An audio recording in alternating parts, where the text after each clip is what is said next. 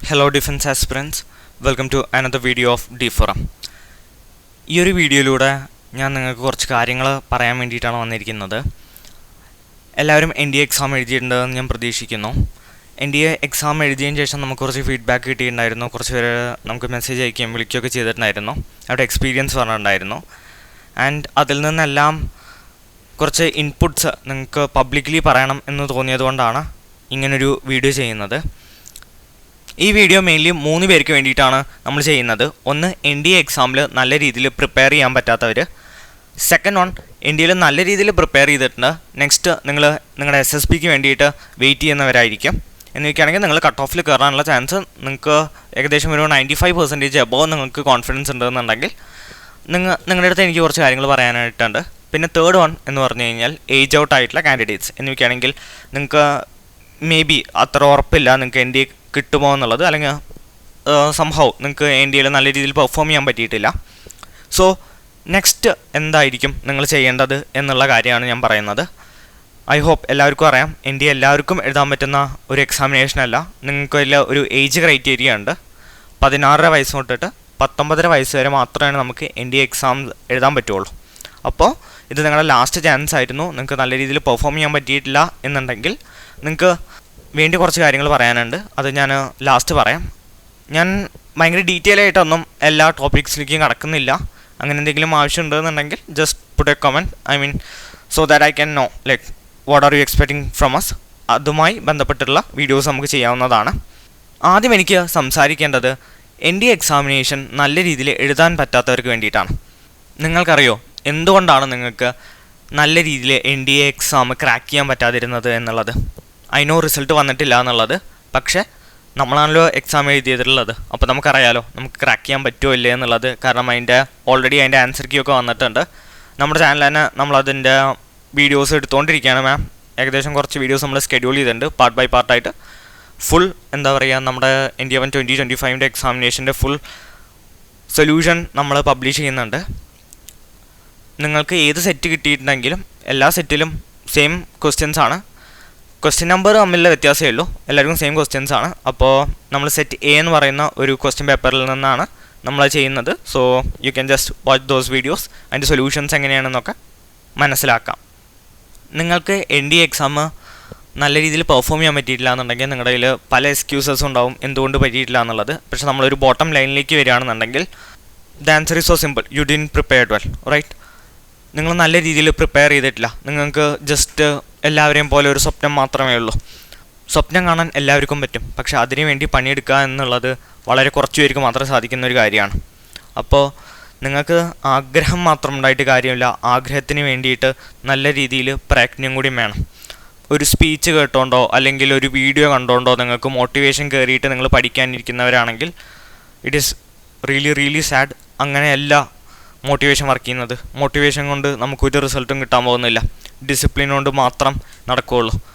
Joko വില്ലിങ്ങിൻ്റെ ഒരു പ്രസിദ്ധമായിട്ടുള്ളൊരു പുസ്തകമുണ്ട്, ഡിസിപ്ലിൻ ഈക്വൽസ് ഫ്രീഡം എന്നുള്ളതാണ് ബുക്ക്. വായിച്ചിട്ടില്ലെങ്കിൽ വായിക്കാവുന്നതാണ്. He was a former US navy seal. ആർമിയിലൊരു ഓഫീസർ ആവുക എന്നുള്ളത് ഒരു ഈസി ആയിട്ടുള്ളൊരു കാര്യമല്ല. Not only army, I'm talking about mainly the armed forces, whether it's army, navy or air force.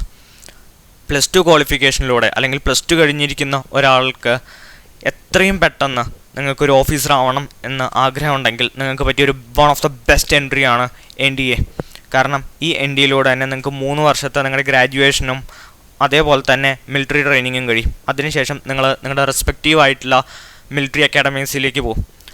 Army ആണെന്നുണ്ടെങ്കിൽ IMAയ്ക്കും, നേവി ആണെങ്കിൽ INAയ്ക്കും, എയർഫോഴ്സിനാണെങ്കിൽ എയർഫോഴ്സ് അക്കാഡമിയിലേക്കും പോകും.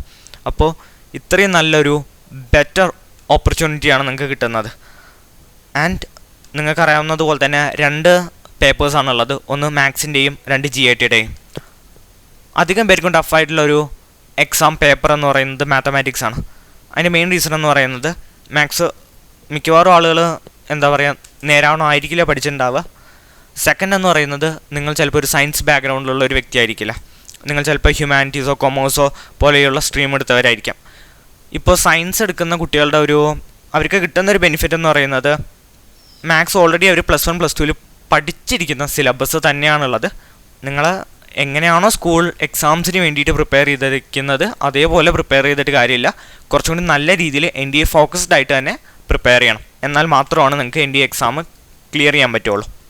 ഇതിൽ ചില ആളുകളുണ്ട്, അവർക്ക് സെക്ഷണൽ കട്ട് ഓഫിനെ പറ്റിയിട്ട് അറിയില്ല. നിങ്ങൾക്ക് എക്സാമിനെ പറ്റിയിട്ടുള്ള ഒരു ധാരണ ഇല്ലാത്തതുകൊണ്ടാണ്. നിങ്ങളിപ്പോൾ മാത്സ് പഠിച്ചിട്ടില്ല, നിങ്ങൾ വിചാരിക്കുകയാണ് എനിക്ക് GITയിൽ എനിക്ക് സയൻസ് ആൻഡ് സോഷ്യൽ ഇംഗ്ലീഷിലൊക്കെ നന്നായിട്ട് അറിയാം, സോ എനിക്കതാണ് കുറച്ചും കൂടി എളുപ്പം. അപ്പോൾ NDAയിലും മാത്സ് ഞാൻ പഠിക്കുന്നില്ല, ഞാൻ GIT ആണ് നോക്കുന്നത് എന്ന് വെച്ച് കഴിഞ്ഞാൽ, സപ്പോസ് ഒരു ഹൈപ്പത്തറ്റിക്കൽ സിനാരിയോ എടുക്കാം. നിങ്ങൾ GITയിൽ ഫുൾ മാർക്സും സ്കോർ ചെയ്തു, 600 മാർക്സ് നിങ്ങൾ സ്കോർ ചെയ്തു എന്ന് വിചാരിക്കുക. എങ്കിലും നിങ്ങൾക്ക് NDA എക്സാമിനേഷൻ ക്ലിയർ ചെയ്യാൻ പറ്റില്ല. കാരണം സെക്ഷണൽ കട്ട് ഓഫ് ഉണ്ട്. ഓരോ പേപ്പറിനും മിനിമം ഇത്ര പെർസെൻറ്റേജ് മാർക്ക് കിട്ടണമെന്നുണ്ട്. അത് 20 to 30% ആണ്. ജനറലി 25% ആണ് കട്ട് ഓഫ് വരാറുള്ളത്. എന്നാൽ കഴിഞ്ഞ വർഷം ഒക്കെ 20% വന്ന് കണ്ടിട്ടുണ്ട്. അപ്പോൾ 20 to 30%. പക്ഷേ നമ്മളെപ്പോഴും ഒരു സേഫ് സോണിൽ നിൽക്കുകയാണെന്നുണ്ടെങ്കിൽ നമ്മൾ അത്യാവശ്യം നല്ല മാർക്ക് സ്കോർ ചെയ്യേണ്ടതായിട്ടുണ്ട്. പിന്നെ അവിടെ ഗേൾസിൻ്റെ കാര്യത്തിൽ ഒരു കുറച്ചും കൂടി ഡിഫറൻസ് ഉണ്ട്. കാരണം നിങ്ങളുടെ കോമ്പറ്റീഷൻ കുറച്ചും കൂടി കൂടുതലാണ്. അതുകൊണ്ട് തന്നെ ഹൈ മാർക്സ് നിങ്ങൾ ബോയ്സിനെ അപേക്ഷിച്ചിട്ട് നിങ്ങൾ നല്ല ഹൈ മാർക്സ് സ്കോർ ചെയ്യണം. കാരണം നിങ്ങളുടെ നമ്പർ ഓഫ് വേക്കൻസീസ് കുറവാണ്, അതിനനുസരിച്ച് കോമ്പറ്റീഷൻ കൂടുതലാണ്. അപ്പോൾ ഈ കാര്യം നിങ്ങൾക്ക് അറിയാത്തതുകൊണ്ട് തന്നെ പലരും മാത്സ് എന്ന് പറയുന്നത്, എനിക്ക് വന്നിട്ടുള്ള മെസ്സേജസിൽ നിന്ന് എനിക്ക് മനസ്സിലായ കാര്യം നോക്കുകയാണെങ്കിൽ മാത്സ് പലരും നല്ല രീതിയിൽ പ്രിപ്പയർ ചെയ്തിട്ടില്ല. നിങ്ങൾ സെറ്റും അതേപോലെ മെട്രിസസും ഒക്കെയാണ് പഠിച്ചുകൊണ്ടിരിക്കുന്നത്. ഓക്കെ, സെറ്റും മെട്രിസസും പഠിക്കേണ്ട എന്നുള്ളതല്ല, അത് ഈസി ചാപ്റ്റേഴ്സാണ്, അതന്നെ വീണ്ടും പഠിച്ചുകൊണ്ട് കാര്യമില്ല. ഓക്കെ, ഈ ഒരു 2 ചാപ്റ്റർ മാത്രം പഠിച്ച് നിങ്ങൾ പോയി കഴിഞ്ഞ് കഴിഞ്ഞാൽ നിങ്ങൾക്ക് എന്തായാലും എക്സാം ക്രാക്ക് ചെയ്യാൻ പറ്റില്ല. എക്സാം ക്രാക്ക് ചെയ്യണമെന്നുണ്ടെങ്കിൽ ഒരുപാട് സിലബസ് ഉണ്ട്. സിലബസ് നിങ്ങൾ കണ്ടിട്ടുണ്ടായിരിക്കും, അതൊരു വാസ്റ്റാണ്. ആ സിലബസ് മൊത്തത്തിൽ പഠിക്കേണ്ടതുണ്ട്. അതിൽ നിങ്ങളിപ്പോൾ ഒരു 2 ചാപ്റ്റേഴ്സ് നിങ്ങൾക്ക് ടഫാണ്, വിട്ട് കഴിഞ്ഞാൽ ഒരു കുഴപ്പമില്ല, ബാക്കിയുള്ള എല്ലാ ചാപ്റ്റേഴ്സിലും നിങ്ങൾക്ക് സ്കോർ ചെയ്യാൻ പറ്റിയാൽ മതി. ഓക്കെ, അപ്പോൾ ഒരു ചാപ്റ്റർ അല്ലെങ്കിൽ 2 ആയിക്കോട്ടെ, 2 ചാപ്റ്റേഴ്സൊക്കെ ടഫാന്ന് വിചാരിച്ചിട്ട് അത് നിങ്ങൾ തൊട്ടിട്ടില്ലെങ്കിലും നിങ്ങൾക്ക് പാസ്സാകാൻ പറ്റുന്നേ ഉള്ളൂ. പക്ഷേ വിത്ത് പ്രോപ്പർ പ്രിപ്പറേഷൻ സ്ട്രാറ്റജി ഉണ്ടായിരിക്കണം. ഞാൻ നിങ്ങൾ തളർത്താൻ വേണ്ടി പറഞ്ഞതല്ല, പക്ഷേ അതൊരു റിയാലിറ്റിയാണ്. പലരും പ്രിപ്പയർ ചെയ്യാത്തതുകൊണ്ട് മാത്രമാണ് നിങ്ങൾക്ക് NDA എക്സാം ക്രാക്ക് ചെയ്യാൻ പറ്റാത്തത്. NDA എക്സാം ക്രാക്ക് ചെയ്യാൻ പറ്റാത്തൊരു എക്സാമൊന്നുമല്ല. കൃത്യമായിട്ടുള്ള പ്രിപ്പറേഷൻ ഉണ്ടെന്നുണ്ടെങ്കിൽ നിങ്ങൾക്ക് തീർച്ചയായിട്ടും ക്രാക്ക് ചെയ്യാൻ പറ്റുന്ന ഒരു എക്സാമിനേഷനാണ്. ഇനി നിങ്ങൾ വെയിറ്റ് ചെയ്യണ്ട, നമുക്ക് ഇന്ന് തൊട്ടിട്ട് നമ്മുടെ NDA 2025 എക്സാമിന് വേണ്ടിയിട്ട് പഠിക്കാൻ പറ്റും. September 14th UPSC already declare ചെയ്ത ഡേറ്റ് ആണ്. അപ്പോൾ September 14th 2025 NDA 2 നടക്കുന്നതാണ്. അതിൻ്റെ നോട്ടിഫിക്കേഷൻ മെയ്യിൽ വരുന്നതായിരിക്കും. മെയ് തൊട്ടിട്ട് തന്നെ എനിക്ക് തോന്നുന്നു മിക്കവാറും ചിലപ്പോൾ അപ്ലൈ ചെയ്യാനൊക്കെ വരും. നിങ്ങൾ ഇന്ന് തൊട്ട് പഠിച്ചു കഴിഞ്ഞാൽ മാത്രമാണ് നിങ്ങൾക്ക് ആ ടൈമിലേക്കും എല്ലാ സിലബസും കൃത്യമായി കവർ ചെയ്ത് PYQ ഒരുപാട് സെറ്റ്സോളം നിങ്ങൾക്ക് എന്ത് ചെയ്യാം, അതിൽ വർക്കൗട്ട് ചെയ്ത് നിങ്ങൾക്ക് നല്ല രീതിയിൽ പ്രിപ്പയർ ചെയ്തിട്ട് പോകണമെന്നുണ്ടെങ്കിൽ അത്യാവശ്യത്തിന് സമയം വേണ്ടി വരും. അപ്പോൾ അതിനനുസരിച്ച് തുടങ്ങണമെന്നുണ്ടെങ്കിൽ ഇന്ന് തൊട്ടിട്ട് ആരംഭിക്കണം, ഇപ്പോൾ തൊട്ടിട്ട് ആരംഭിക്കണം. Not tomorrow, not day after tomorrow, not next week, not next month. Okay, ഇപ്പോൾ തൊട്ട് പ്രിപ്പയർ ചെയ്ത് കഴിഞ്ഞാൽ മാത്രമാണ് നമുക്ക് എക്സാം ക്രാക്ക് ചെയ്യാൻ പറ്റുള്ളൂ. NDA എക്സാം ഭയങ്കര എളുപ്പമായിരുന്നെങ്കിൽ എല്ലാ ആളുകളും പോയിട്ട് ക്രാക്ക് ചെയ്യുമായിരുന്നു, ഒന്നും പഠിച്ചിട്ടില്ലെങ്കിലും. അങ്ങനെയല്ല, ഇത് ഒരുപാട് പേര് എഴുതുന്ന ഒരു എക്സാമിനേഷനാണ്. And I hope you know like there are only limited number of seats. Okay, അപ്പോൾ ആ ലിമിറ്റഡ് നമ്പർ ഓഫ് സീറ്റ്സിന് നിങ്ങൾ മത്സരിക്കണം എന്നുണ്ടെങ്കിൽ നിങ്ങൾ മത്സരിക്കുന്നത് ഇന്ത്യ ഒട്ടാകെയാണ്. നിങ്ങളുടെ ജില്ലയിലോ നിങ്ങളുടെ എന്താ പറയുക നമ്മുടെ സ്റ്റേറ്റിലോ മാത്രമല്ല, നിങ്ങൾ ഇന്ത്യ ടോട്ടലി ആണ് നിങ്ങൾ മത്സരിക്കുന്നത്. അപ്പോൾ അതിനനുസരിച്ചിട്ട് നിങ്ങൾ നല്ല രീതിയിൽ പ്രിപ്പയർ ചെയ്യാം. നിങ്ങളുടെ വീക്ക് ഏരിയാസ് ഏതൊക്കെയാണ് എന്നുള്ളത് ആദ്യം നിങ്ങൾ മനസ്സിലാക്കണം. ഇപ്പോൾ എന്തായാലും റീസെൻ്റ്ലി നമ്മൾ എല്ലാ PYQൻ്റെ കാര്യങ്ങളും എന്നൊക്കെയാണെങ്കിൽ NDA 1 2025 PYQൻ്റെ ക്വസ്റ്റ്യൻസ് നമ്മൾ സോൾവ് ചെയ്യുന്നുണ്ട്. അത് കണ്ടതിന് ശേഷം ആ ക്വസ്റ്റ്യൻ പേപ്പർ നിങ്ങൾ നോക്കുക, ഏതൊക്കെ സബ്ജക്റ്റ് ആയിരുന്നു എനിക്ക് ടഫ്. അതേപോലെ തന്നെ അതിലുള്ള ഇപ്പോൾ മാത്സിലാണെന്നുണ്ടെങ്കിൽ സീക്വൻസ് ആൻഡ് സീരീസ് എനിക്ക് ടഫാണ്, ഇൻറ്റഗ്രേഷൻ എനിക്ക് ടഫാണ്, കാൽക്കുലസ് ആണ്. അങ്ങനെ ഏതാണോ നിങ്ങൾക്ക് ടഫായിട്ടുള്ള സാധനങ്ങൾ അത് നോട്ട് ചെയ്ത് വെക്കുക. ഏതാണ് നിങ്ങളുടെ ഈസി എന്നുള്ളത്. നമ്മുടെ സ്ട്രെങ്ത്തും വീക്ക്നെസ്സും വളരെ കൃത്യമായിട്ട് അറിഞ്ഞിരിക്കണം. വീക്ക്നെസ്സിന് കൂടുതൽ സമയം ചിലവഴിച്ചുകൊണ്ട് നമുക്ക് പഠിക്കാൻ പറ്റണം. അതിന് വേണ്ടിയിട്ടുള്ള കൃത്യമായിട്ടുള്ള പ്രിപ്പറേഷൻ സ്ട്രാറ്റജി ഉണ്ടെങ്കിൽ മാത്രമാണ് പറ്റുള്ളൂ. അല്ലാതെ നിങ്ങൾ വെറുതെ കുറേ നേരം നിങ്ങൾ ഫോണിൽ നോക്കിക്കൊണ്ടിരുന്നുകൊണ്ട് പ്രത്യേകിച്ച് ഒരു കാര്യമില്ല. പഠിച്ചു കഴിഞ്ഞാൽ മാത്രമാണ് നിങ്ങൾക്ക് നിങ്ങളുടെ ലക്ഷ്യത്തിലേക്ക് എത്തിച്ചേരാൻ പറ്റുള്ളൂ. ഇനി നെക്സ്റ്റ് എനിക്ക് പറയേണ്ട ആളുകൾ എന്ന് പറഞ്ഞു കഴിഞ്ഞാൽ നിങ്ങൾക്ക് കട്ട് ഓഫിൽ കയറാനുള്ള ചാൻസ് വളരെ വളരെ കൂടുതലാണ്. കാരണം നിങ്ങൾക്ക് എക്സാം എഴുതിയപ്പോൾ തന്നെ നിങ്ങൾ ഭയങ്കര കോൺഫിഡൻ്റ് ആയി എന്നുള്ളവരാണെന്നുണ്ടെങ്കിൽ congratulations first of all from G4M team. നിങ്ങളിപ്പോൾ ഈ ഒരു പ്രസൻറ്റേഷന് റൈറ്റ് സൈഡിൽ കാണുന്നതാണ് സുഡാൻ ബ്ലോക്ക്. ഞാൻ ഇന്ത്യയുടെ ഹിസ്റ്ററിയിലേക്കും കൂടുതൽ കാര്യങ്ങളിലേക്കൊന്നും കടക്കുന്നില്ല. നിങ്ങൾ പലരും അപ്ലൈ ചെയ്യുമ്പോഴും അല്ലെങ്കിൽ മറ്റ് വീഡിയോസിലൊക്കെ കണ്ടിട്ടുണ്ടായിരിക്കും. ഇത് ഇന്ത്യയുടെ one of the iconic building ആണ്. ഇതാണ് മെയിനായിട്ടുള്ള സുഡാൻ ബ്ലോക്ക് എന്ന് പറയുന്നത്. നിങ്ങൾ പലരും ഇപ്പോൾ ഇതായിരിക്കും സ്വപ്നം കണ്ടുകൊണ്ടിരിക്കുന്നത്. ഇവിടെ നിങ്ങൾ പോകുന്നു, ഇവിടെ നിങ്ങൾ യൂണിഫോം ഇടുന്നു, നിങ്ങളുടെ ട്രെയിനിങ് നടക്കുന്നു and so. Yes, that's great. പക്ഷേ നിങ്ങൾ മനസ്സിലാക്കേണ്ട ഒരു കാര്യം നോക്കുകയാണെങ്കിൽ നിങ്ങൾക്ക് SSB ഇൻ്റർവ്യൂ എന്ന് പറയുന്ന ഒരു കടമ്പ നിങ്ങൾ കടക്കേണ്ടതുണ്ട്. അതാണ് നിങ്ങളുടെ ജേണിയിലെ ഏറ്റവും, എനിക്ക് തോന്നുന്നു, കുറച്ചും കൂടി പ്രയാസം ഉണ്ടാവാനുള്ള സാധ്യത ഉള്ളത്. Not return examination. കാരണം റിട്ടേൺ എക്സാമിനേഷൻ ആർക്കും പ്രിപ്പറേഷൻ ഉണ്ടെങ്കിൽ പെട്ടെന്ന് ക്രാക്ക് ചെയ്യാൻ പറ്റുന്നതാണ്. എന്നാൽ SSB അങ്ങനെയല്ല. നിങ്ങൾക്കറിയായിരിക്കാം, ഇപ്പോൾ അബ്ദുൽ കലാമിനെ പോലുള്ള ആളുകളൊക്കെ SSB ഇൻ്റർവ്യൂവിന് അറ്റൻഡ് ചെയ്തിട്ടുണ്ട് ആൻഡ് അൺഫോർച്ചുനേറ്റ്ലി കിട്ടിയിട്ടില്ല. That doesn't mean he was not a bad leader. പക്ഷേ ആംഡ് ഫോഴ്സസ് നോക്കുന്ന കുറച്ച് ക്രൈറ്റീരിയാസ് ഉണ്ട്, എസ്പെഷ്യലി ആ ഏജ് കാറ്റഗറിയിൽ. ഓക്കെ, ആ ടൈമിൽ നമുക്ക് അതിൻ്റെ ലീഡർഷിപ്പ് എബിലിറ്റി നമുക്ക് കാണിക്കാൻ സാധിക്കണം. നിങ്ങൾ ഏറ്റവും വലിയ SSB കോച്ചിങ് സെൻറ്ററിൽ പോയി കഴിഞ്ഞിട്ട് നിങ്ങൾ കോച്ചിങ് നടത്തിയെന്ന് പറഞ്ഞുകൊണ്ടൊന്നും നിങ്ങൾ SSB ക്രാക്ക് ചെയ്യാൻ പോകുന്നില്ല. നിങ്ങൾ ഒരു കോച്ചിങ് സെൻറ്ററിൽ പോയിട്ടില്ലെങ്കിൽ നിങ്ങൾക്ക് ക്രാക്ക് ചെയ്യാൻ പറ്റും, until and unless you have officer like qualities. അതൊരിക്കലും ഒരാൾക്ക് നിങ്ങളുടെ അടുത്ത് എന്താ പറയുക ഇൻജെക്റ്റ് ചെയ്ത് വെക്കാൻ പറ്റുന്നൊരു കാര്യമല്ല. നിങ്ങൾക്ക് ഒരു ലീഡർഷിപ്പ് എബിലിറ്റി ഉണ്ടായിരിക്കണം, ടീം സ്പിരിറ്റ് ഉണ്ടായിരിക്കണം, കമ്മ്യൂണിക്കേഷൻ, അങ്ങനെ ഒരുപാട് കാര്യങ്ങളുടെ ഏകദേശം നിങ്ങൾ കേട്ടിട്ടുണ്ടായിരിക്കും. 15 OLQs എന്നുള്ളത്, 15 ഓഫീസർ ലൈക്ക് ക്വാളിറ്റീസ് ഉണ്ട്. അതാണ് അവർ മെയിനായിട്ട് നോക്കുന്നത്. അത് പലരും 21 എന്നൊക്കെ പറയാറുണ്ട്. പക്ഷേ ഓഫീസർ ലൈക്ക് ക്വാളിറ്റീസിൽ നമ്മുടെ മെയിനായിട്ടുള്ള ലീഡർഷിപ്പ് എബിലിറ്റിയാണ് അവർ ടെസ്റ്റ് ചെയ്യുന്നത്. നിങ്ങൾക്ക് can you take men in to different kind of adversities. ഇതിലെനിക്ക് വേറൊരു കാര്യം കൂടിയും പറയണമെന്നുണ്ട്. ദാറ്റ് ഈസ് ഒരു 7-day ചാലഞ്ച് ചെയ്തിട്ടുണ്ടായിരുന്നു. പലരും ചിലപ്പോൾ അതിൻ്റെ വീഡിയോ കണ്ടിട്ടുണ്ടായിരിക്കാം, അല്ലെങ്കിൽ നിങ്ങൾ ചിലപ്പോൾ അതിൽ ജോയിൻ ചെയ്തിട്ടുണ്ടായിരിക്കാം. ഏറ്റവും സിമ്പിളായിട്ട് നമ്മൾ ക്രിയേറ്റ് ചെയ്തിട്ടുള്ള ഒരു ചാലഞ്ചാണ് D4M 7-day ചാലഞ്ച് എന്നുള്ളത്. നിങ്ങൾ 100 കിലോമീറ്റർ ഓടി വരണം, അതിന് ഫോട്ടോ എടുക്കണം എന്നുള്ളതൊന്നും ആയിരുന്നില്ല ചാലഞ്ച്. ഏറ്റവും സിമ്പിളായിക്കൊണ്ട് നമ്മളെ കൊണ്ട് ചെയ്യാൻ പറ്റുന്ന രീതിയിൽ നമ്മൾ ആദ്യം ക്രിയേറ്റ് ചെയ്തിട്ടുള്ള ചാലഞ്ചായിരുന്നു. ആ ഒരു ചാലഞ്ചിനൊരു ഉദ്ദേശം ഉണ്ടായിരുന്നു. അതെന്താണെന്ന് വെക്കുകയാണെങ്കിൽ, ഈ ചാലഞ്ച് ആരൊക്കെയാണോ കംപ്ലീറ്റ് ചെയ്യുന്നത്, അല്ലെങ്കിൽ എത്ര പേർക്ക് ഇത് കംപ്ലീറ്റ് ചെയ്യാൻ പറ്റും, അതിനനുസരിച്ചിട്ട് ഞങ്ങളൊരു വേറൊരു വലിയ പ്ലാൻ ചെയ്തിട്ടുണ്ടായിരുന്നു.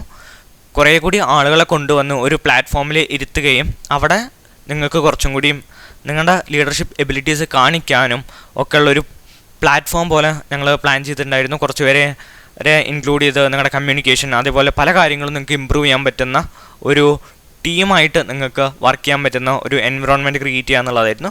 പക്ഷേ ഞങ്ങളുടെ പ്രതീക്ഷകൾ എന്താ പറയുക അസ്തമിച്ചുകൊണ്ട് നിങ്ങൾ ആരും അതിൽ നേരാവണ്ണം പാർട്ടിസിപ്പേറ്റ് ചെയ്തിട്ടുണ്ടായിരുന്നില്ല. ഞാൻ ഈ ചാലഞ്ച് വീഡിയോയിൽ പറഞ്ഞിട്ടുണ്ടായിരുന്നു, if you complete this challenge ഞങ്ങൾ ഷൗട്ട് ഔട്ട് കൊടുക്കുമെന്നുള്ളത്. പക്ഷേ അങ്ങനെ ഒരു വീഡിയോ ചെയ്യാത്തതിൻ്റെ മെയിൻ റീസൺ എന്ന് പറയുന്നത്, ഇതിലാരും കൃത്യമായിട്ടുള്ള ടൈമിനും ഡേറ്റിനും അത് കംപ്ലീറ്റ് ചെയ്തിട്ടുണ്ടായിരുന്നില്ല. ലൈറ്റ് സബ്മിഷൻ ആണെങ്കിലും ഒരേ ഒരാൾ മാത്രമാണ് ഈ 7-day ചാലഞ്ച് കംപ്ലീറ്റ് ഉള്ളത്.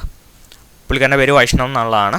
വേറെ ആരും ആ 7-day ചാലഞ്ച് കംപ്ലീറ്റ് ചെയ്തിട്ടില്ല. Day 1 ചാലഞ്ച് എന്ന് പറയുന്നത് ഗോൾ സെറ്റിംഗ് ആണ്. നിങ്ങളുടെ ഗോൾ എന്താണ് എന്നുള്ളതാണ് ചോദിച്ചിട്ടുണ്ടായിരുന്നത്.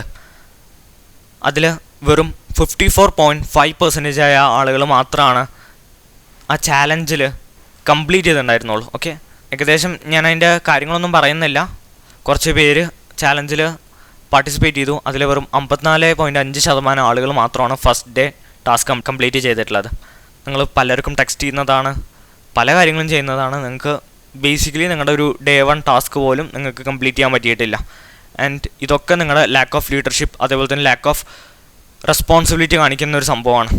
ഞാൻ ഇതിനു മുമ്പ് പല ഈ ഗൂഗിൾ മീറ്റ്സൊക്കെ ഉണ്ടാവുമല്ലോ, സൂം മീറ്റിങ്സൊക്കെ ഉള്ളത്, അതിലൊക്കെ പോയി സംസാരിക്കുന്ന നേരത്ത് നമ്മൾ കണ്ടിട്ടുള്ളൊരു പ്രവണതയാണ് പലരും ക്യാമറ ഓൺ ചെയ്തിട്ട് സംസാരിക്കില്ല.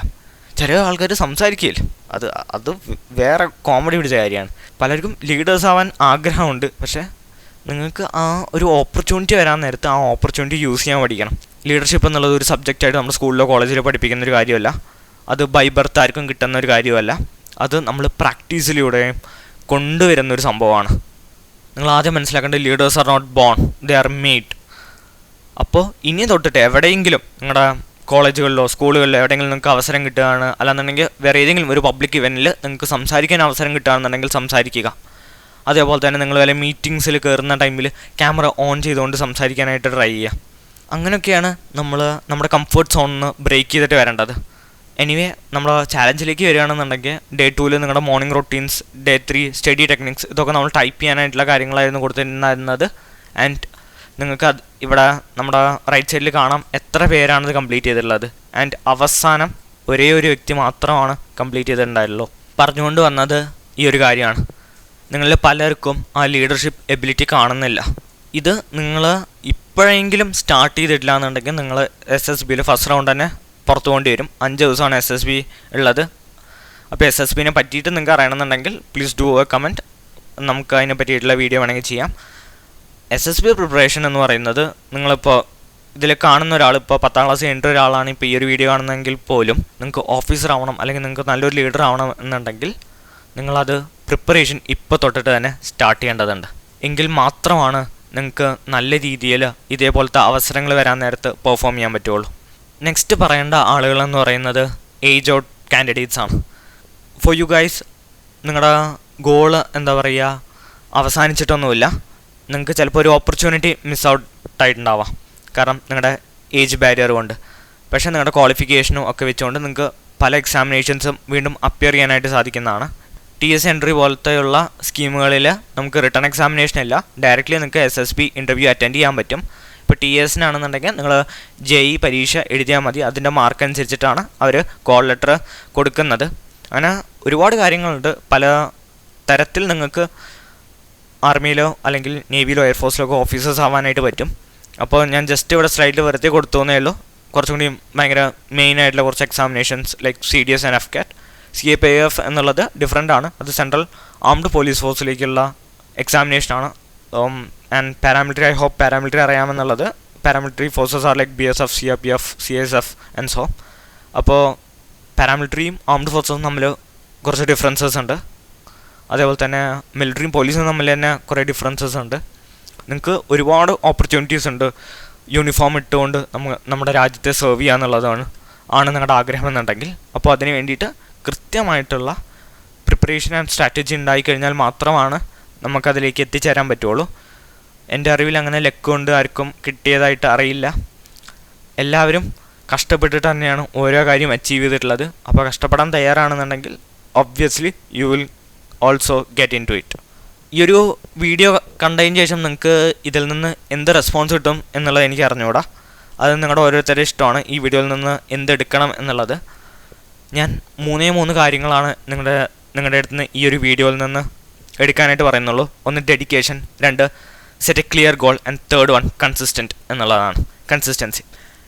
ഡെഡിക്കേഷൻ എന്ന് പറയുന്നത് നിങ്ങളുടെ ഗോളിന് നിങ്ങൾ കൃത്യമായിട്ടുള്ള കമ്മിറ്റ്മെൻറ്റ് കൊടുക്കണം. ഓക്കെ, നിങ്ങൾക്ക് എല്ലാ ഫങ്ഷൻസിലും പോകേണ്ട ആവശ്യമൊന്നുമില്ല. ഓക്കെ, നിങ്ങളുടെ ഗോളിന് വേണ്ടിയിട്ട് വർക്ക് ചെയ്യാൻ ഉള്ളൊരു സമയമാണ് ഇപ്പോൾ. അപ്പോൾ അതിന് വേണ്ടിയിട്ട് തന്നെ നിങ്ങൾ കൃത്യമായിട്ട് സമയം മാറ്റിവെക്കണം. പിന്നെ കൃത്യമായിട്ടുള്ള ഗോൾ ഉണ്ടായിരിക്കണം. ഓക്കെ, എനിക്ക് എഞ്ചിനീയർ ആവാം, എനിക്ക് ഡോക്ടർ ആവാം, എനിക്ക് ആംഡ് ഫോഴ്സസിലേക്ക് പോവാം. നോ, അത് വർക്കാവില്ല. നിങ്ങൾ ടാർഗറ്റ് കണ്ടിട്ടുണ്ടായിരിക്കും. ടാർഗറ്റ് എപ്പോഴും ഒരെണ്ണേ ഉണ്ടാവുള്ളൂ, അല്ല ടാർഗറ്റ് ഒരു 10-15 ഉണ്ടാവില്ല. Plan A should be always get in to your goal, and plan B should be get in to your plan A. അത് മാത്രമേ ഉണ്ടാവാൻ പാടുള്ളൂ. പ്ലാൻ B എന്നുള്ളത് ശരിക്കും ഒരു മണ്ടത്തരമാണ്. Plan A മാത്രമായിരിക്കണം. പല ആളുകളും നിങ്ങൾ കേട്ടിട്ടുണ്ടായിരിക്കും ചിലപ്പോൾ പ്ലാൻ A ഗോളിലും മാത്രമായിരിക്കും ഫോക്കസ് ചെയ്യേണ്ടത്. നിങ്ങൾക്ക് പല ഗോൾസ് ഉണ്ടെന്നുണ്ടെങ്കിൽ അവിടെ എത്താനായിട്ട് പറ്റില്ല. പിന്നെ consistency is more important. Motivation കൊണ്ട് നിങ്ങൾക്ക് പ്രത്യേകിച്ച് ഒരു തേങ്ങ നടക്കാൻ പോകുന്നില്ല. നിങ്ങൾക്ക് ലൈഫിൽ എന്തെങ്കിലുമൊക്കെ വേണമെന്നുണ്ടെങ്കിൽ ഡിസിപ്ലിൻ കൊണ്ട് മാത്രമേ നടക്കുകയുള്ളൂ. ആൻഡ് ഈ ഒരു ടൈമിൽ നിങ്ങൾക്ക് ബുക്കുകളും മറ്റ് പല കാര്യങ്ങളും നിങ്ങൾക്ക് റെഫർ ചെയ്യാനായിട്ട് പറ്റും. ഞാൻ കുറച്ചൊരു 3 ബുക്കുകളെ പറ്റിയിട്ട് നിങ്ങൾക്ക് പറഞ്ഞുതരാം. ആ 3 ബുക്കുകൾ പറ്റുകയാണെന്നുണ്ടെങ്കിൽ വായിക്കാം. ഒന്ന് കാൺട്ട് ഹേർട്ട് മീ എന്ന് പറയുന്നൊരു ബുക്കാണ്. നിങ്ങളെപ്പോലെ ഉണ്ടായിരുന്ന ഒരു വ്യക്തിയാണ് ഡേവിഡ് ഗോഗിൻസ് എന്നുള്ളത്, അല്ലെങ്കിൽ നമ്മളെപ്പോലുള്ളൊരു വ്യക്തിയായിരുന്നു ഡേവിഡ് ഗോഗിൻസ് എന്നുള്ളത്. അപ്പോൾ പുള്ളിക്കാരൻ്റെ ഒരു ബുക്കുണ്ട് കാൺട്ട് ഹേർട്ട് മീ എന്നുള്ളതാണ്. പറ്റുകയാണെങ്കിൽ വായിക്കുക. നിങ്ങൾക്ക് ആ ഒരു ബുക്കിൽ നിന്ന് ഒരുപാട് എന്താ പറയുക ഇൻസൈറ്റ്സ് കിട്ടാനായിട്ടുള്ള ചാൻസസ് ഉണ്ട്. സമ്മറി പോയി വായിക്കാനല്ല ഞാൻ പറഞ്ഞത്, ബുക്ക് വായിക്കുക. 2nd എന്ന് പറയുന്നത് ഡിസിപ്ലിൻ ഈക്വൽ ടു ഫ്രീഡം എന്നുള്ള ബുക്കും. 3rd എക്സ്ട്രീം ഓണർഷിപ്പ് എന്നുള്ളത്. ഈ 2 പുസ്തകങ്ങളും ഒരു സെയിം ഓതറിൻ്റെയാണ്, ജോക്കോ വില്ലിംഗ് എന്നുള്ളതാണ്. ഇവർ 3 പേരും നേവി സീൽസ് ആയിരുന്നു. അപ്പോൾ നിങ്ങൾക്ക് പല കാര്യങ്ങളും ഇവരുടെ അടുത്ത് പഠിക്കാവുന്നതാണ്. മിലിറ്ററി മിക്കവാറും ലോകത്ത് എല്ലായിടത്തും ഏകദേശം ഒരേപോലെയാണ്. അപ്പോൾ അവർ യൂസ് ചെയ്യുന്ന പ്രിൻസിപ്പിൾസ്, അവരവരുടെ ഗോളിലേക്ക് എത്തിയത് കാര്യങ്ങളൊക്കെ നിങ്ങൾക്ക് വായിച്ചു കഴിഞ്ഞ് കഴിഞ്ഞാൽ ആ കാര്യം നിങ്ങളുടെ ലൈഫിലെടുത്തിട്ട് നിങ്ങൾ അപ്ലൈ ചെയ്യാനായിട്ട് ശ്രമിക്കുക. ഡിസിപ്ലിൻ എന്നുള്ളത് ലൈഫിൽ വളരെ ഇമ്പോർട്ടൻ്റ് ആയിട്ടുള്ള ഒരു ക്രൈറ്റീരിയയാണ്. നിങ്ങളുടെ ലൈഫ് നിർണ്ണയിക്കുന്ന ഒരു കാര്യമായിട്ട് മാറും. And that's it. Thank you.